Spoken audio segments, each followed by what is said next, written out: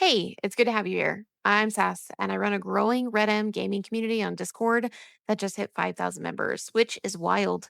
Considering I still forget to mute myself in meetings, I drink my weight in coffee daily just to stay functional, and I forgot if I ate lunch today. I'm a gamer, a community leader, and apparently a full time emotional air traffic controller. And no, there's no manual for this. Just instinct, mistakes, and enough caffeine to make questionable decisions just slightly faster. Today, we're diving into what happens when you have to protect the space you've built, even when it's uncomfortable.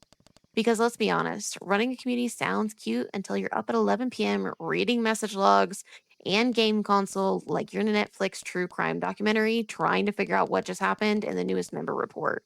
So let's talk about boundaries, leadership, and what it really looks like to hold space, even when people don't always get it. Welcome to Cntrl Alt Sass, the podcast for community builders, culture shifters, and anyone out here trying to lead with clarity in spaces that weren't built for us. Whether you're moderating your own corner of the internet, navigating gaming culture, or just figuring out how to hold space without losing yourself in the process, you're in the right place. So here's the context. We hit a milestone, 5,000 members. Now, that's not 5,000 people that come and join and play on the server. That is just Discord people. And these people aren't bots. Every person that applies for a whitelist has to get manually approved and has to type stuff in. So, of course, we're going to have the trolls and randos that join. But still, that's 5,000 people that have actively wanted to join our Discord. And we've had to actively approve them. But that number feels surreal, right? 5,000 people? That's a full convention hall, a whole army of different personalities, playstyles, inside jokes, memes, schedules, and opinions. And while that's exciting, and it is, it also changes how the space functions. What felt like a close knit group 9 months ago is now a small city. And with that comes a shift, more voices, more activity, more things that need structure. The truth is, growth doesn't just amplify community, it amplifies tension too. Miscommunications, assumptions, people testing boundaries, all of that increases. And we recently, something came up that required a very firm decision, and it's had to happen previously too. I won't go into details because it's not about gossip, but with any community, you have to step in, draw a clear line, and enforce that. And no matter how kind your tone is, or you go the extra step to do good faith to make the ending of it understandable that it's not personal, some people just don't like being told no or they're doing something wrong. So let's talk about this for a second because this part is important. A lot of people treat expectations like they're a bad thing, like you're being rigid or harsh for saying this is how we do things here. But expectations aren't control, they're care. Structure creates trust. It lets people know how to show up, how to engage, and how to stay safe. And kind of an expectation to expect that from other people within their own space too. Think about it. If you walk into a space with no structure, no clarity, no shared understanding, how are you supposed to know what's okay, what's not, who's responsible for what? And also, how does that apply to you and your expectations? Setting expectations doesn't mean it's leadership. And when those expectations are consistent, the space becomes more welcoming, not less. But let's zoom out a bit because none of this exists in a vacuum. Being a woman running a gaming space still isn't the norm. And especially in gaming spaces I've personally been in, like Rust and now like Red M, it's getting better. But let's be honest, the bar was in the basement and it wasn't seen very often to see a woman in a leadership position in a gaming server. There's a different kind of scrutiny, a different kind of pushback. You enforce a policy, and suddenly you're intense or controlling, when really you're just upholding the same expectations anyone else would. Now, this isn't getting into being sexist or men are better than women. That's not it at all. It's just a general understanding that as a person protecting a community, you have to put in some of these expectations and structure. And for a long time, I softened things. I over explained, I second guessed. I had some gaming buddies that even told me I was too easy on them and would call me out. And I told them, please call me out. And even to this day, they will still call me out when I mess up or I'm too soft or too easy on somebody. But I've learned this leadership isn't about how likable you are, it's about staying aligned with the structure you've committed to, even when it makes other people uncomfortable. And I'm still learning. I'm not perfect. It's something that everybody has to learn. No one likes confrontation. And thankfully, I've also met other women and other people running spaces, doing the work, building the integrity. And that's been one of the best parts of this entire journey running servers and not just Red M. We're here, we're leading, and we're not here to shrink or bend, just to avoid being misunderstood. And I'll be honest, when we first started this, we were all just winging it. I was Googling up how to set up roles and how to tweak certain bots at 2 a.m. and how to ensure a script and quietly panicking every time someone asks, "What's the server rule on this?" And yes, coffee was heavily involved, but you don't need to have everything figured out to lead something well. What you need is care, consistency, and willingness to admit when something needs to change, as well as if you mess up, be willing to learn from that mistake and make a change. If you've ever felt like you're not qualified to run the thing you're already running, trust me, you're in good company. The learning curve is real, but you're doing the work, and that's all that counts. So let's talk about the stuff no one sees. Holding space isn't just about public policies or announcements, it's the little things. Noticing when dynamic shifts, responding to a quiet message, de escalating without making someone feel humiliated, answering tickets in a timely manner. It's emotionally labor, often invisible, but it's always important. People assume communities run themselves, but that is not the truth by a far fetch. They run on you, on the folks who care enough to keep things steady, fair, and welcoming. And that's work. And if you're doing it, I see you. It honestly, after a while, it adds up. You can care deeply, do everything right, and still hit a wall. That wall might look like you're snapping at every message you normally ignore, or procrastinating responses, or just suddenly hate Discord pings like they're tiny emotional landmines. That's burnout. And it's so common among people managing communities and not just in Discord, but especially when you're the one holding the emotional temperature, the group calendar, moderation brain, the financials, and also trying to keep your actual life together. I've absolutely hit that wall more than once. And the thing is, it sneaks up on you. And one moment you're just a little tired, and next thing you know, you're Googling how to fake your own disappearance in the digital age. And the wild part, no one notices until you stop doing things. Because if you're doing your job well, people think it's easy. They think it's all automated. There's probably some chat GPT bot that's already doing it for you. But here's my reminder to you and also to myself, you are allowed to pause. You're allowed to delegate. You're allowed to say, actually, I need a week where I don't mod the server. Like it's my second unpaid full time job. You're allowed to also go play games that are not your server involvement. You're allowed to go play with other friends. You're allowed to have other friends. But just know rest isn't quitting. Stepping back doesn't mean you failed. It means you're smart enough not to crash out and the whole thing just to keep it running perfectly. If you're not running your best, you can't run the community at its best. And if you've got people in your space who check in on you, not just ask things from you, keep them close. And that's gold. But let's take a second to appreciate the people who aren't always in the spotlight, but absolutely hold us up behind the scenes.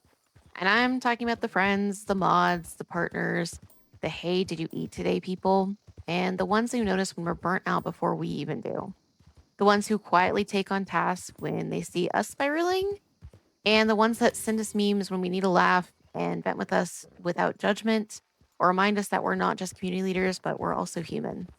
These people are our grounding wires, our reality checks, and even our digital crisis line. And trust me, I've definitely used the people around me that I know I have in my life that can help in these situations. Sometimes it's another mod, and sometimes it's a friend who doesn't even play the same game as you.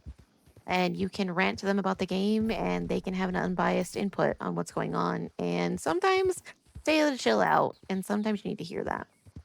If you're one of those people, honestly, thank you. I definitely have said thank you plenty of times, but I know I don't say it enough. And you might not have a fancy role or get tagged in announcements, but you are a massive part of what makes this work feel possible and also achievable. Every strong community has structure behind it, and often it's held up by folks who aren't even asking for that kind of credit. They're just showing up over and over again, being a friend, being supportive, and that's honestly leadership too. You're the MVPs, and don't think that people that are in our position don't notice that. So when you start looking forward at situations like this, you start wondering what's next. And honestly, you keep going and you don't keep going in survival mode, not in burnout cycles, and understanding that you're not carrying everything alone. And we move forward with the structure and clear expectations. And we have support that isn't just reactive, but built into the way we do things. And knowing when to take a step back, when to evaluate what's going on, and then making a better decision moving forward. And it literally is one step in front of the other. We create community on a culture for purpose and not by accident and not by hoping people just get it because common sense isn't common, quite honestly, as sad it is to say. And sometimes you need to give some people some direction. And we continue on choosing the care of a community over the chaos it also causes. Although some chaos is fun, but also it's clarity over performative inclusion. And we listen, but we also lead. You have to be understanding in the space. You have to be willing to acknowledge things and also make adjustments as needed for the better of the community. But the truth is, when someone has to set the tone and someone has to hold that shape, and even if you're listening to this, there's a good chance that you are that someone or you support someone who is. And maybe you're the one running the show. Maybe you're behind the scenes helping things run quietly. And maybe you also are just learning the ropes and wondering if you could ever be that person. Becoming a part of spaces like this in a community kind of just happen. You're just involved with other people that might start a community or you have the idea to start the community. And it's definitely scary at first, but you just learn from past experiences on how to be better next time. And the one thing just to know is even on the most difficult days, I'm going to say it, you can honestly do this. Take the time, take the step back, and just learn from mistakes and be a better person and be a better person for your community. And if you're already in that position, just know that your community and everybody around you is proud of you. It's definitely a different step to step out of your comfort zone, being a leader of a community. And instead of the majority of us online like to hide behind screens and stay in our little bubbles, you are now having to put yourself in front of the community and be the voice and be the voice of your staff and support your staff as well. But you're doing work that is often invisible and sometimes it is thankless, but it's extremely necessary in maintaining these communities and ensuring they're running correctly and kind of running respectfully as well. Leadership isn't about being perfect or being loud. It's about being the one that's responsible, but with the power. And as often as it's seen in so many different spaces of admin abuse and power abuse and all of this, it definitely can get to some people's heads. But knowing when to check in with yourself of like, hey, was that a move done because I have an admin power or an owner power? Or is this a move done for the better of the community and what's going on? And you have to choose to care as well, even when it's really hard and frustrating. I've definitely had those days where I want to throw my hands up and just be like, I don't understand why people can't get this. But also, you have to understand people come from all different backgrounds and understandings that sometimes you need to explain at them and give them an explanation why something is the way it is.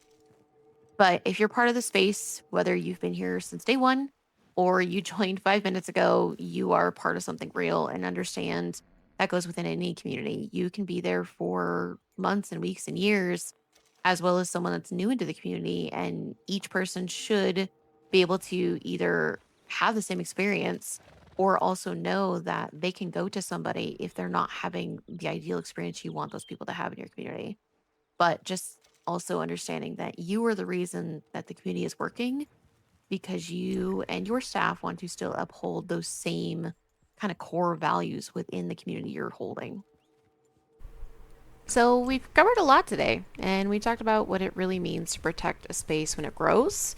We talked about the structure and expectations that make a community actually feel safe, and not just to you, but also your community members as well. And about the difference between being harsh and being clear, about what it's like to lead, and especially as a woman in gaming, and how important it is to have people in your corner who just get it.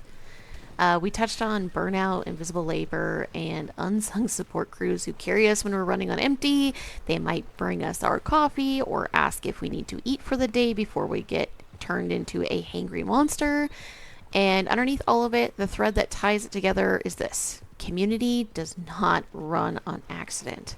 It's built with care, with intention, with structure, and with people who keep showing up even when it's not easy.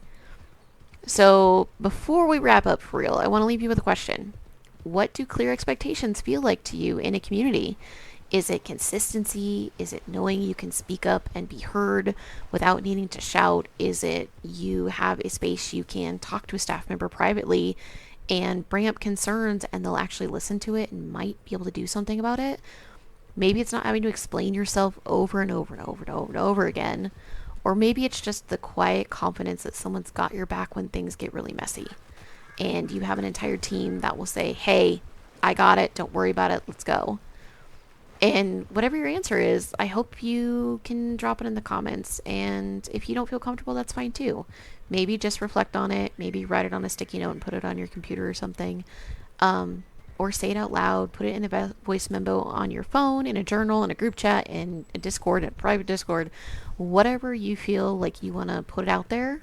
Because when we're clear on what we need and we start shaping communities that can actually meet those needs, and they just don't perform those needs, they actually continue that, and people can see that in your community. But share this episode if it made you think of someone, or you know of somebody and they might benefit from listening to something like this, that they're not alone in this space of running communities that can get very stressful. Go ahead and send it to them. Share it with your mod team, your internet bestie, the one person that always catches the things that you miss. Sometimes it's nice insight to see what leaders and owners in Discord communities go through, and even staff as well. Sometimes staff get burnout as well. It's not just the owners, it's the people that are helping run the community as well. They need to also know they're not the only ones that might be feeling burnout. But because at the end of the day, community isn't just something we manage, it's something we share. It's a space we share with everybody. And we have to be understanding of there's a lot of different people, a lot of different opinions, a lot of different ideas in a space. And that means we also get to build this community together with real expectations and support and a whole lot of care. But thanks for spending time with me today. If you're leading something or supporting someone who is, I see you. This work isn't always visible, but it is very important. I'm Sass, and that's been Cntrl Alt Sass, and I'll catch you on the next one. And until then, stay kind, stay clear, and protect what matters. And seriously, drink some water. Your server will still be there when you get back.